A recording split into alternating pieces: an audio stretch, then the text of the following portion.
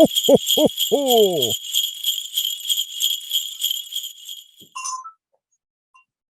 Oh, it's good to be back. It's been very cold outside today, but you know how far north I am. I'm really far north. Now, since I'm alone with you now, I can take off my mask. Masks are very important now, though, and I realize that, and I certainly make sure that I have my masks on when I'm out with everybody else. I don't want any of the elves getting sick, or the reindeer for that matter. And it keeps me healthy as well. Oh, it's so good to be speaking to you from way up north. And the way we would say hello is Danja, which, because the Southern Tuchoni language, which is spoken where I'm talking to you from now, they don't have a word for hello. They say, how are you? That I'm talking to you from the traditional lands of the Kwanlin Dun First Nation and the Tanquichan Council. And I'm very grateful to be on their land now. And I know that I'm speaking to you where you are and where the Greater Victoria Public Library branches are located are on the lands of the Lekwungen speaking peoples of the Songhees and Esquimalt nations and the Hisanich nations, which I believe speak a language which is called Sochenthen. That I might have gotten that a little bit wrong, but there are many languages in the world. There's 6,800 different languages, and they all enrich us and make our lives much more beautiful and interesting too. I want to say a special hello to all the library staff members who are working very hard in the 12 branches of the Greater Victoria Public Library. That they've been providing you with programs and all those very important books and other things to make your lives much richer. I heard that many of you probably have a summer reading club medal for having participated in the Greater Victoria Public Library program last summer. You must be very proud of that medal because you worked very hard reading every day to get it. And I also know that you were able to choose a book to take home with you. Reading is just so important, and I always enjoy my nightly reads. Mrs. Claus and I often read to each other, which we really enjoy very much. Good for you for working so hard.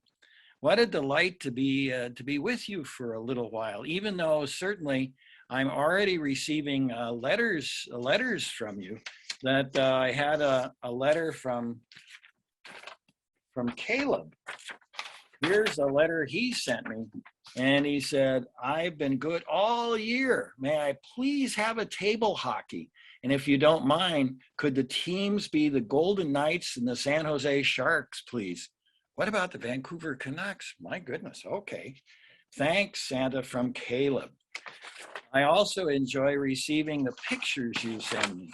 Here's one that Natalie sent me, a drawing of me with Natalie there, or a very nice picture again of me with my chair that which was from Ella wishing me a merry Christmas. You can always write a letter and send Santa a letter anytime that you like. I certainly have gotten some questions from you this year as well.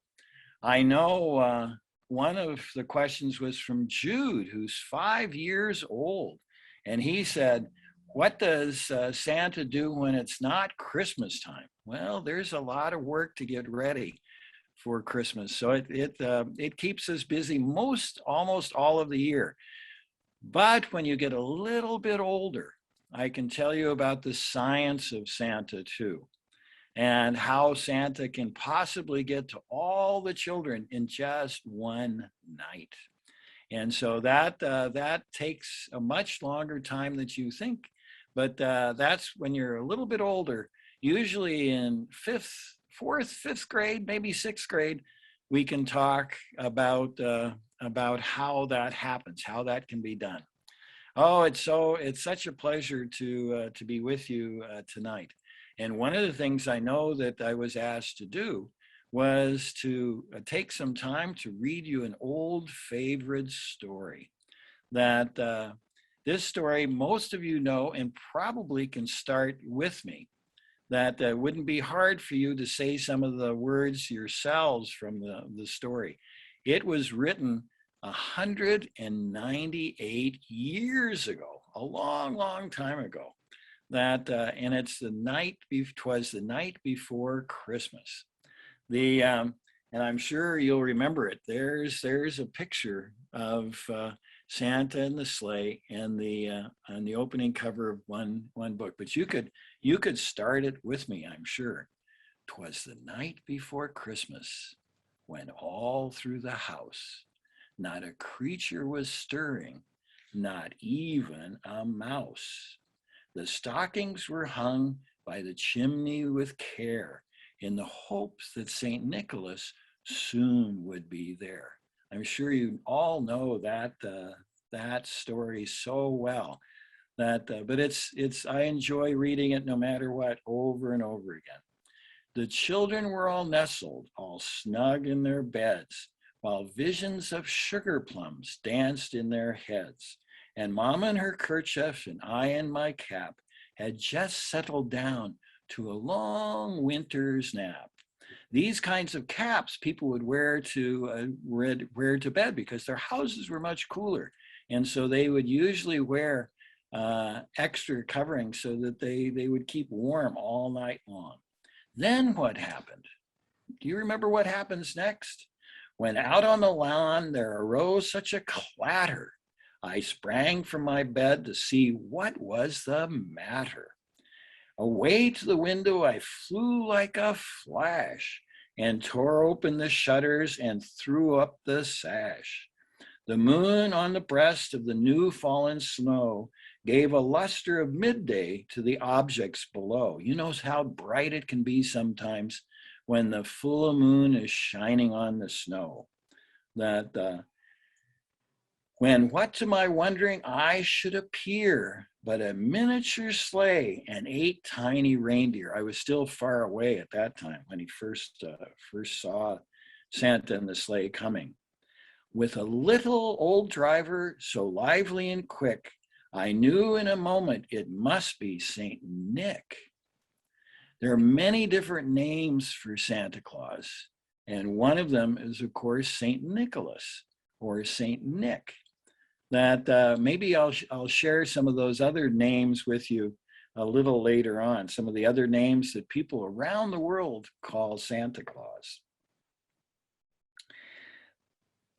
With the little old driver so lively and quick, I knew that in a moment it must be Saint Nick. More rapid than eagles and coursers they came, he whistled and shouted and called them by name. And I'm sure you could remember most of the names of the 8 reindeer as well. Now Dasher, now Dancer, now Prancer and Vixen, on Comet, on Cupid, on Donner and Blitzen. Remember what the Donner and Blitzen mean? Those are German words which mean thunder and lightning. Maybe we'll talk a little bit more about the reindeer too. To the top of the porch, to the top of the wall. Now dash away all. As dry leaves that before a wild hurricane fly, when they met with an obstacle, mount to the sky. So up to the roof, to the housetop, the coursers they flew, with the sleigh full of toys and St. Nicholas too. Then in a twinkling, I heard on the roof the prancing and pawing of each little hoof. As I drew in my hand and was turning around, down the chimney St. Nicholas came with a bound. Let's see if we can find the picture of St. Nicholas coming down. Let's see if I can find it. I think it's right here in the book. Let me just get the picture of St. Nicholas. There he is, coming down. Can you see him? He's just coming down the chimney just then. Obviously, they didn't have a fire in the chimney, which would have been impossible to come down then. That he was all dressed all in fur from his head to his foot, and his clothes were all tarnished with ashes and soot. A bundle of toys he had flung on his back, and he looked like a peddler just opening his pack. His eyes, how they twinkled, his dimples, how merry. That his cheeks were like roses, his nose like a cherry. His droll little mouth was drawn up like a bow, and the beard on his chin was as white as the snow. The stump of the pipe he held right tight in his teeth, and the smoke had encircled his head like a wreath.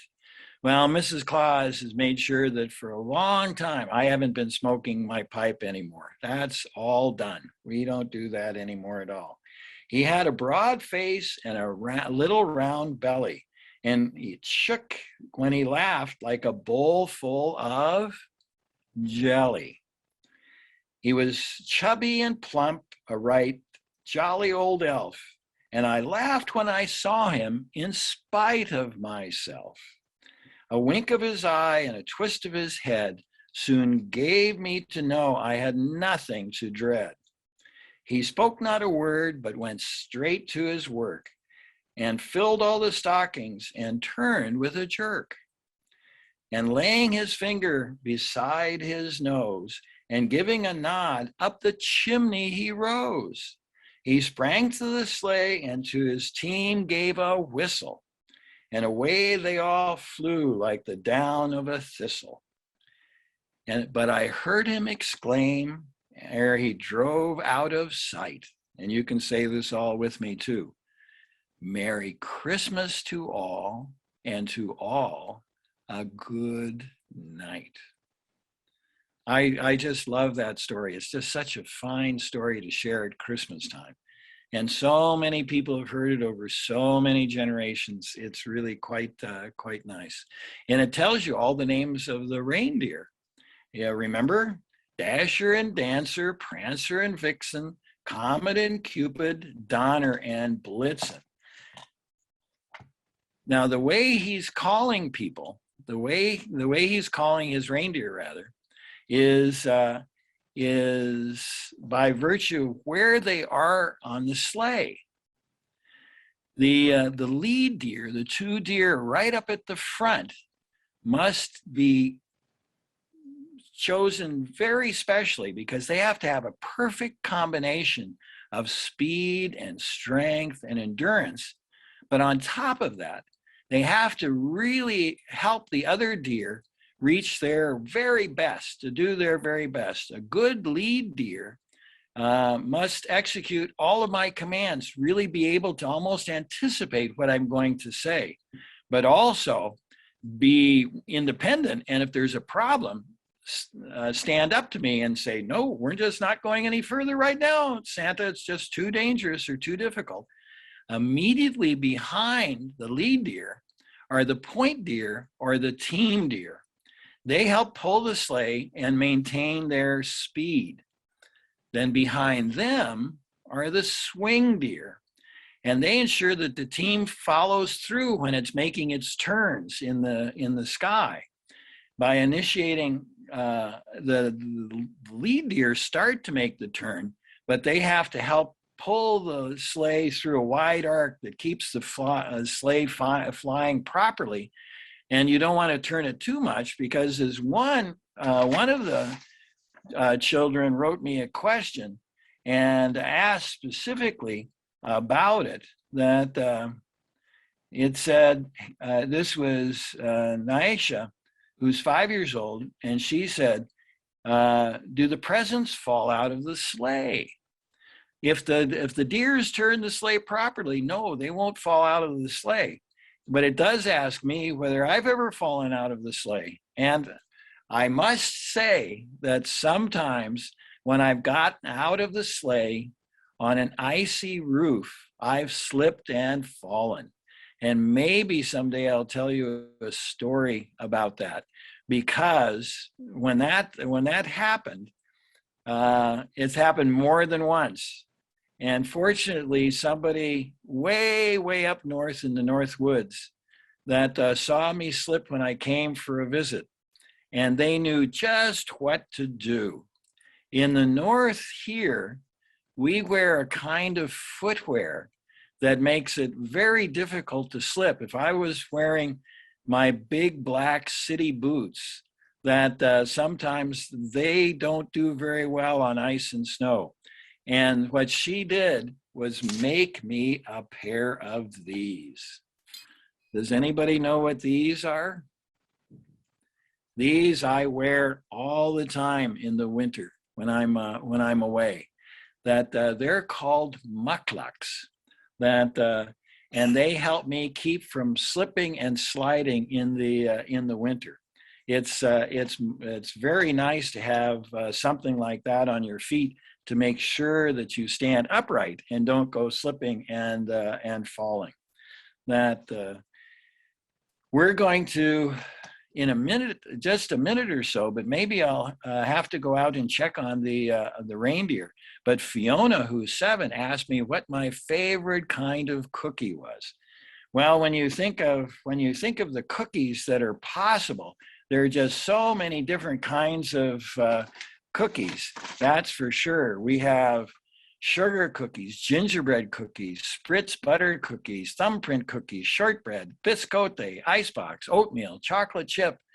You know what? I have never met a cookie that I don't like. That I really enjoy almost every kind of cookie for sure.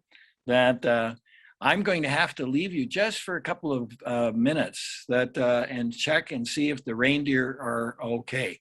And then I'll be back and we can maybe talk a little bit more about life in the North and other things and maybe answer a few more of your questions as well, and possibly even sing a song. Okay? See you shortly. I'll be back in just a couple of minutes. Bye.